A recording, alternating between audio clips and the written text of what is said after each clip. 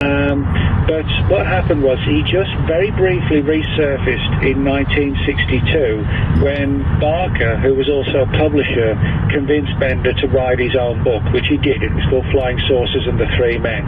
And it was a very small book, but told the story of how these men in black would sort of appear and materialize and dematerialize, and they had more of almost like a demonic quality to them, I guess. And but then when he put that book out, he said, "Look, I'm done with it," and that was now 53 years ago. And he stayed out of the UFO subject for the rest of his entire life and would not correspond with anyone.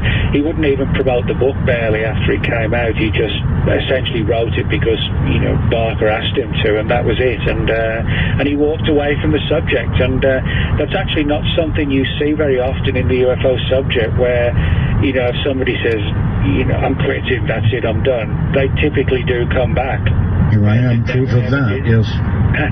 Bender never did. He just stayed away and said, I'm done with it. In his own words, pretty much, he said he just felt that he couldn't get into that sort of turmoil of dealing with what he initially assumed were going to be government people, and then when he got the visit, so to speak, they were anything but that. As I said, they were far more H.P. Lovecraft than they were the X-Files. Mm-hmm. Well, it's not easy to be visited by people like that, especially ones that communicate with you, my God.